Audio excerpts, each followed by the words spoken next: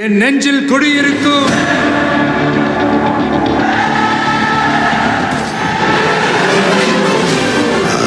தளபதி.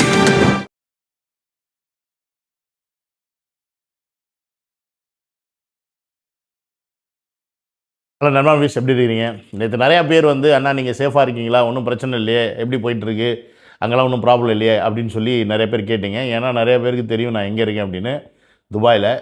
So துபாயில் இருக்கிறதுனால இங்கே சில குண்டு மழைகள் பொழிந்து கொண்டு இருக்கிறது.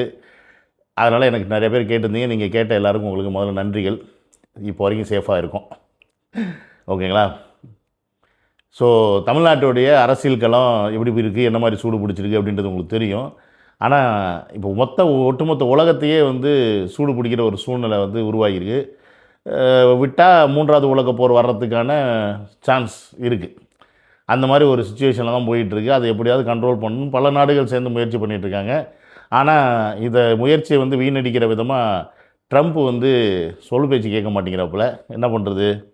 அந்த ஆள் வாய வச்சு சும்மா இருந்தாருன்னா இந்த பிரச்சனைலாம் இருக்காது. சரி, என்ன பிரச்சனை, ஏது பிரச்சனை, ஏன் இது இப்போ பிரச்சனை இஸ்ரேல், ஈரான், யூஎஸ் அப்படின்னும் போது ஏன் Dubai, Qatar, Kuwait, Saudi Arabia, இப்படி இந்த நாடுகள்லாம், பஹ்ரைன், இந்த நாடுகள்லாம் குண்டு மழை ஈரான் பொழிஞ்சிக்கிட்டு இருக்குது இப்படின்ற நிறையா கேள்விகள் உங்களுக்குலாம் இருக்கும். இந்த வீடியோ முழுக்க நம்ம அதை பற்றி தான் பார்க்க போகிறோம்.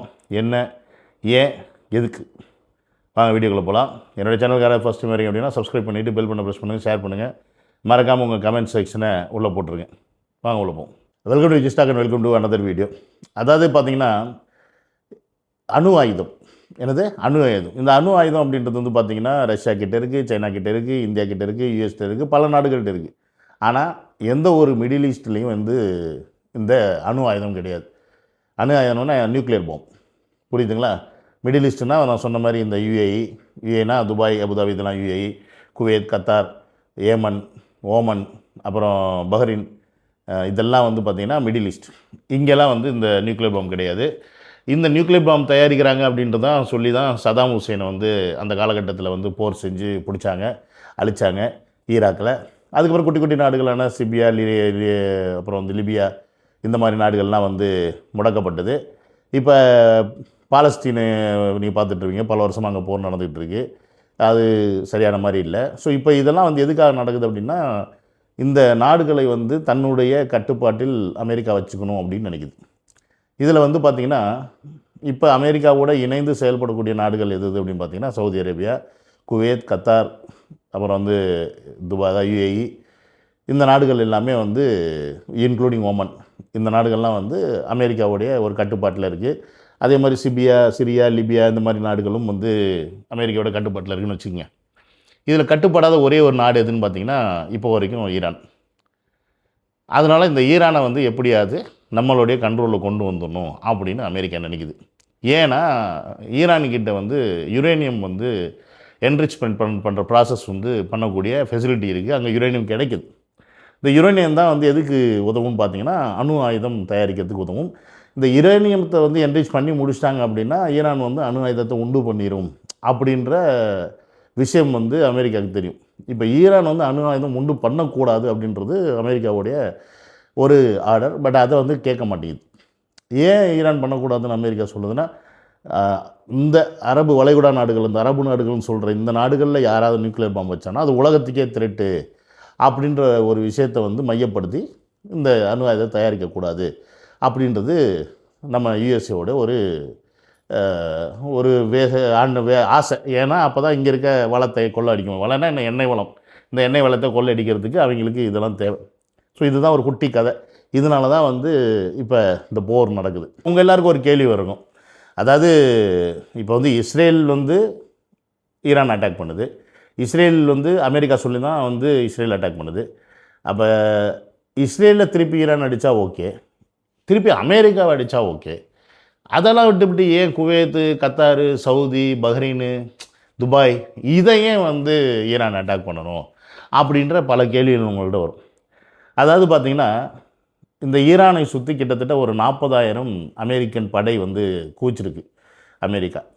எப்படின்னு பார்த்தீங்கன்னா, கடலில் பார்த்திங்கன்னா கப்பல் வழியாக, நிலத்தில் பார்த்திங்கன்னா இந்த அரபு நாடுகள் நான் சொன்னேன்ல, சவுதி அரேபியா, துபாய், அது மீன்ஸ் துபாய்னா துபாய் யுஏஇ, அதுக்கப்புறம் பார்த்திங்கன்னா பஹ்ரைன், குவைத், கத்தார், இந்த நாடுகளில் வந்து பார்த்திங்கன்னா அமெரிக்காவுடைய படைதளம் இருக்குது, தளம், ஏர்பேஸ்.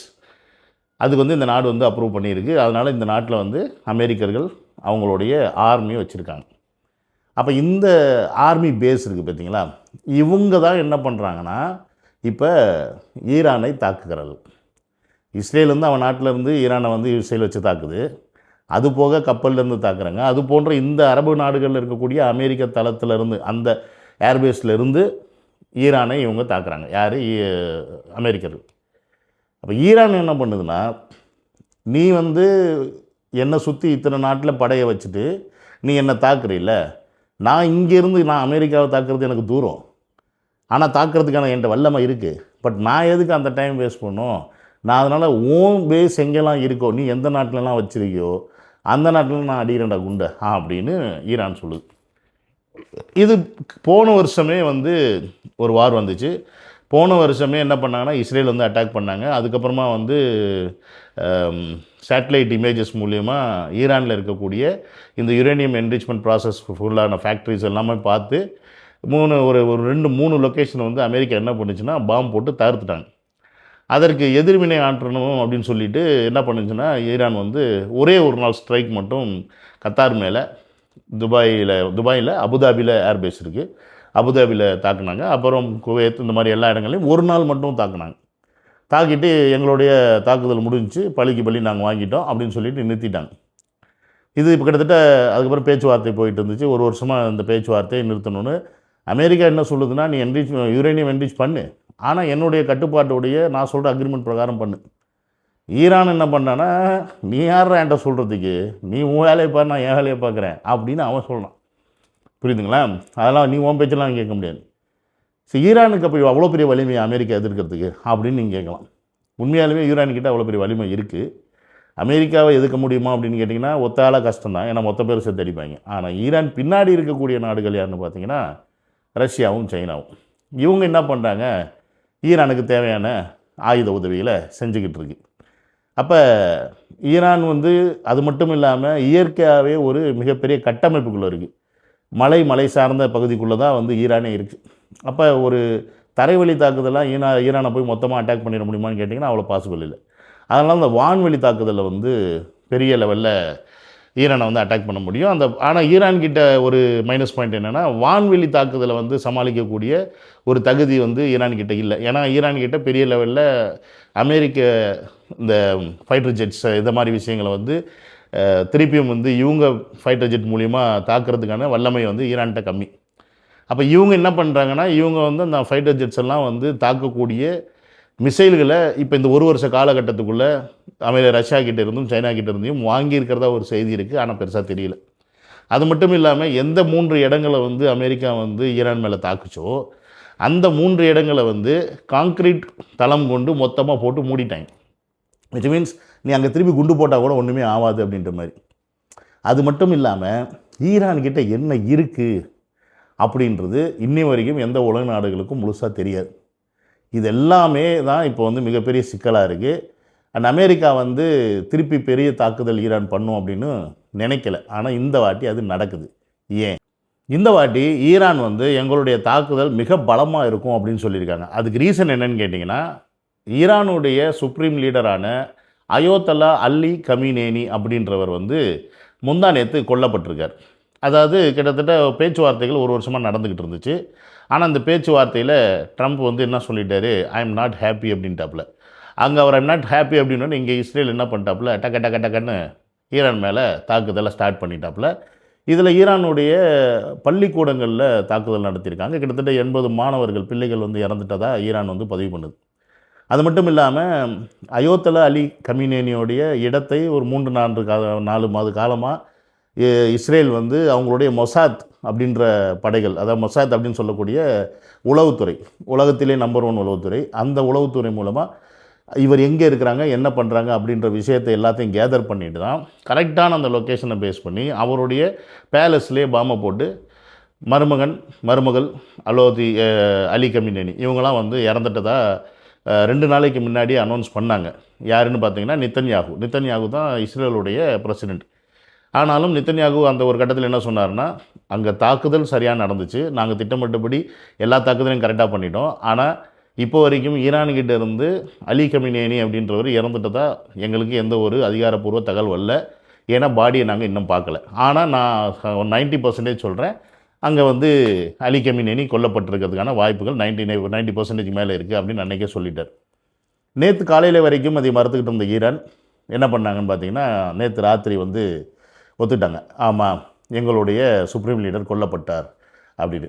இப்போ சுப்ரீம் லீடர் கொல்லப்பட்டதுக்கப்புறம் இப்போ யார் அங்கே வருவா அப்படின்னு பார்த்தீங்கன்னா, அதில் வந்து முதல் இடத்துல அவருடைய பையன் தான் வந்து இருக்கிறாரு. மூத்த மகன் முஸ்தஃபான்னு பேர் வருது. அவர் வந்து அடுத்த அதிகாரப்பூர்வ பதவி ஏற்றுக்கிறதுக்கான வாய்ப்பு நிறையா இருக்குது. இப்போ இந்த அமெரிக்காவுடைய எண்ணங்கள் எப்படி இருக்குன்னு பார்த்தீங்கன்னா, ஒரு தலைவர் போயிட்டார் அப்படின்னா அந்த தலைவரை ஃபாலோ பண்ணி தான் எல்லாமே நடப்பாங்க. ஏன்னா அவர் கிட்டத்தட்ட ஒரு 30 வருஷமாக ஈரானை கட்டி காத்த ஒரு நபர். தலைவர் நம்ம தூக்கிட்டோம் அப்படின்னா ஆட்டோமேட்டிக்காக நம்ம கண்ட்ரோலில் வந்துடும் அப்படின்னு நினச்சிக்கிட்டு இருந்த அமெரிக்காவுக்கு சிம்ம சொப்பனமாக என்ன பண்ணுது, ஈரான் வந்து ஒரு பேர் வச்சு சிங்கத்தின் கர்ஜனைன்னு சொல்லிட்டு தன்னுடைய தாக்குதல் ஆரம்பிக்குது. சரி, இந்த தாக்குதலில் சவுதி அரேபியாவிலேருந்து, குவைத்லேருந்து, கத்தார்லேருந்து, பஹ்ரைன்லேருந்து, யுஏஇ வரைக்கும் நடக்குது. ஏன் ஓமானில் மட்டும் பண்ண மாட்டேங்கிறாங்க, ஏன் ஏமனில் பண்ண மாட்டேங்கிறாங்க அப்படின்னு நீங்கள் கேட்கலாம். ஓமனில் இருக்கக்கூடிய ஃபாரின் அஃபேருடைய அந்த மினிஸ்டர் வந்து தான் பேச்சுவார்த்தைக்கு தூதுவராக இருக்கிறார். பொதுவாகவே ஈரான் வந்து பார்த்திங்கன்னா ஓமனை வந்து அட்டாக் பண்ணது, ஏமனையும் அட்டாக் பண்ணது. அப்போ இந்த நாடுகளில் இருக்கக்கூடிய ஏர்பேஸை அட்டாக் பண்ணுது. ஓமனில் இருக்க ஏர்பேஸை இன்னும் வந்து, ஓமன்லேயும் அமெரிக்கன் ஏர்பேஸ் இருக்குது, ஆனால் அங்கே இன்னும் வந்து தாக்குதல் நடத்தலை. அதுக்கு என்ன காரணம் அப்படின்றது இனி போக போக நமக்கு தெரியும். இதில் வந்து பார்த்திங்கன்னா சவுதி அரேபியா என்ன சொல்லுது அப்படின்னா, முழுக்க முழுக்க நாங்கள் வந்து அமெரிக்காவுக்கு சப்போர்ட் பண்ணுறோம் அப்படின்ற ஒரு நிலைப்பாட்டை எடுத்துருச்சு. ஆனால் மற்ற அரபு நாடுகள் இருக்குது பார்த்தீங்களா, நான் சொன்ன அந்த யுஏஇ, குவைத், கத்தார், பஹ்ரைன், இவங்களாம் வந்து முழுசாக அந்த ஸ்டாண்டை கொடுக்கல. நாங்கள் வந்து அமெரிக்காவுக்கு சப்போர்ட் பண்ணுறோம் அப்படின்னு ஸ்டாண்டை கொடுக்கல. அதை மீறி என்ன சொல்கிறாங்கன்னா, இந்த போரை தவிர்ப்பதற்கு என்ன பண்ணுமோ அதை பண்ணுங்கள், அமெரிக்காவுக்கு தான் அழுத்தம் கொடுக்குறாங்க. நீங்கள் வந்து இதை கண்ட்ரோல் பண்ணுங்கள், ஈரானை வந்து நீங்கள் சும்மா நினச்சிட்டு பண்ணாதீங்க. ஏன்னா ஈரான் எங்கே தாக்குது அப்படின்றது உங்களுக்கு தெரியும், அமெரிக்காவை இல்லை, இந்த நாடுகளில். இப்போ இந்த நாடுகளில் தாக்கப்படும் போது பொருளாதாரத்தில் இந்த நாடு மிக லெவலில் அடிபடும். அதில் முக்கியமாக ஏன்ப்பா துபாயை தாக்குறாங்க அப்படின்னு கேட்டிங்கன்னா, பொதுவாக பார்த்தா துபாய் தான் இந்த உலகத்திலே ஒரு மேஜர் ஹப்.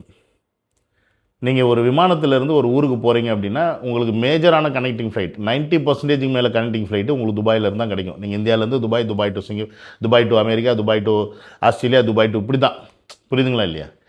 அப்போ இந்த மேஜர் ஹப் இது டிரான்ஸ்போர்ட்டேஷனாக இருக்கட்டும். அதே மாதிரி இங்கே வந்து பார்த்திங்கன்னா ஒரு ஜபல் அலின்னு சொல்லிட்டு ஒரு வர்த்தக போர்ட் ஒன்று இருக்குது, புரியுதுங்களா, கப்பல் துறைமுகம். அது போக அமெரிக்காவுடைய மிகப்பெரிய லெவல் இன்வெஸ்ட்மெண்ட் எல்லாமே துபாயில் தான் போடப்பட்டிருக்குது.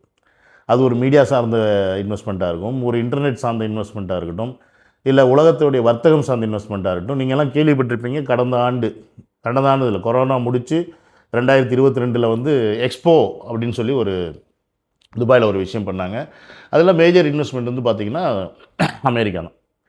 அப்போ இவங்க என்ன முடிவு பண்ணிட்டாங்க, நீ இங்கே தானே காசை போட்டு வச்சுருக்க, அப்போ நான் இங்கே தூக்குறேன் அப்படின்னு சொல்லிட்டு தான் நேற்று இங்கே தாக்குதலை அதிக லெவலில் ஈரான் வந்து செஞ்சுக்கிட்டு இருக்கு.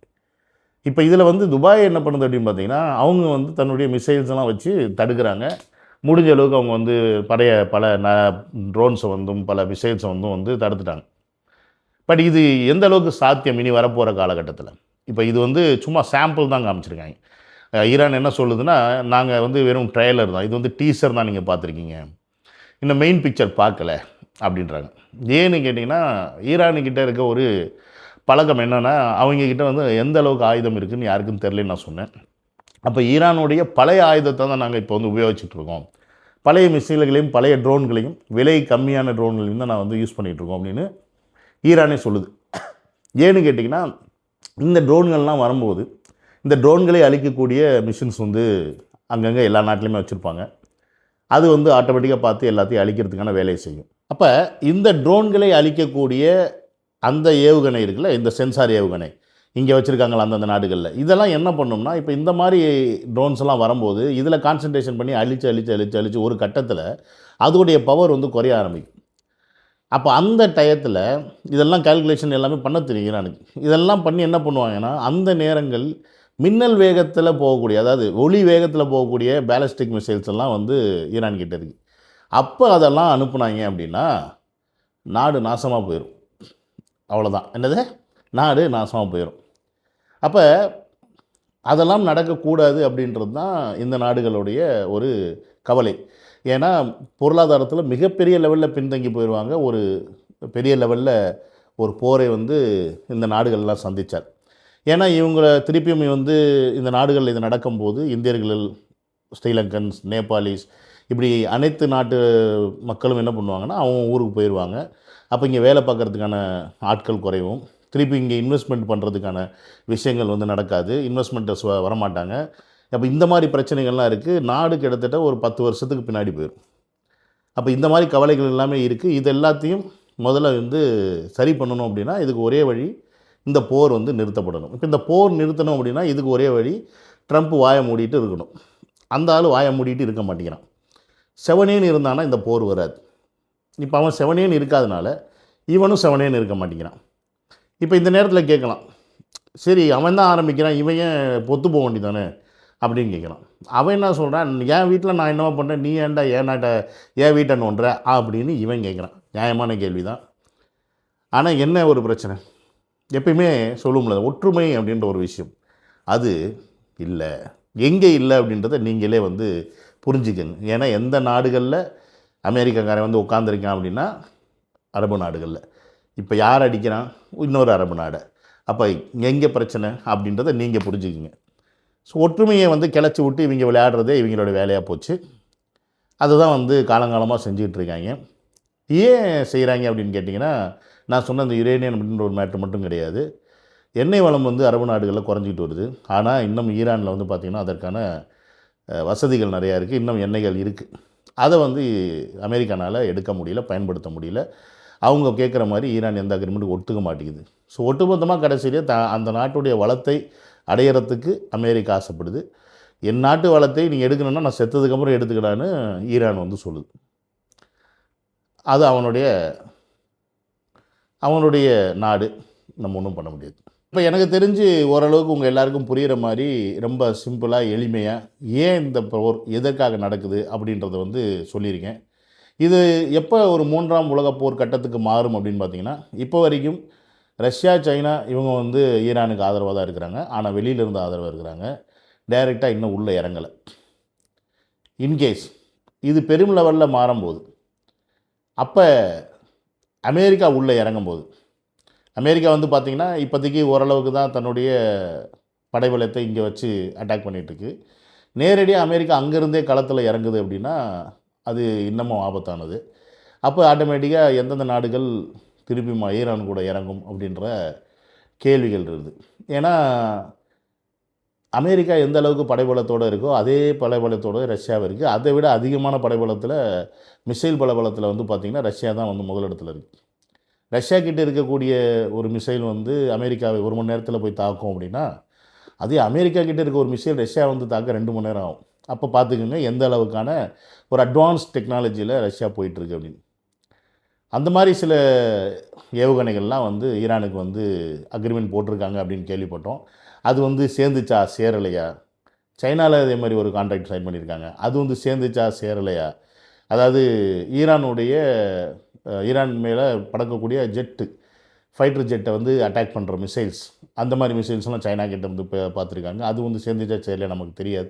இப்படி ஈரானுடைய ஒரு நகர்வு வந்து பெருசாக வந்து அவங்களுக்கு தெரியாதனால ஈரானுடைய தாக்குதல் எப்படி இருக்கும் அப்படின்றது எதிர்பாராத ஒரு சூழ்நிலை ஏற்படுத்தியிருக்கு. இதை ட்ரம்ப் கூட எதிர்பார்த்துருக்க மாட்டார். ஏன்னா நான் சொன்ன மாதிரி ஒரு தலைவர் போனதுக்கப்புறம் சரண்டர் ஆயிடுவான்னு நினச்சிருக்கலாம். ஆனால் இவங்க சரண்டர் ஆக மாட்டாங்க அப்படின்னு எனக்கு உள்ளுக்குள்ளே தோணுது. ஒன்று பேச்சுவார்த்தை மூலிமா இதை வந்து தலையிடாமல் நீ வேலையை பாரு நான் வேலையை பார்க்கட்டுன்னு நிறுத்தினா உண்டு. இல்லை அப்படின்னா மிகப்பெரிய ஒரு அழிவை சந்தித்து வேணால் ஈரானை வந்து கண்ட்ரோலில் அமெரிக்கா எடுக்க முடியுமே ஒழிய, அது கூட நான் சொன்ன மாதிரி ரஷ்யாவோ சைனாவோ உள்ளே இறங்கலை அப்படின்னா, இறங்கிட்டாங்க அப்படின்னா நம்மளுடைய இந்த காலகட்டத்தில் 3வது உலகப் போரை பார்த்துவிட்டு நாம் எல்லாம் உயிரோடு இருப்போமா இல்லையான்றதை இந்த யூடியூப் சேனல் மூலிமா நீங்கள் பார்த்துக்கிட்டே இருக்க முடியும். இருந்தால் வரும் வீடியோ, இல்லைன்னா வராது. அவ்வளோதான். எனக்கு என்ன பீஸ் என்னால் முடிஞ்ச அளவுக்கு உங்களுக்கு ரொம்ப சிம்பிளாக புரிகிற மாதிரி விளக்கிருக்க நான் நம்புகிறேன். இனி வரப்போகிற நாட்கள் எப்படி இருக்குன்னு தெரியல. நல்லதே நடக்கும் அப்படின்னு நம்புவோம். போர் பெரிய லெவலில் போகலை அப்படின்னா பிரச்சனை இல்லை. பெரிய லெவலில் போனால் அடுத்து என்ன அப்படின்றது காலம்தான் தீர்மானிக்கும். காலம் இல்லை, ட்ரம்ப்பு தான் தீர்மானிக்கணும். அந்த ஆள் தான் சும்மா இருக்க மாட்டேங்கிறான். Okay, see you on another video. Love you all. Take care. Bye.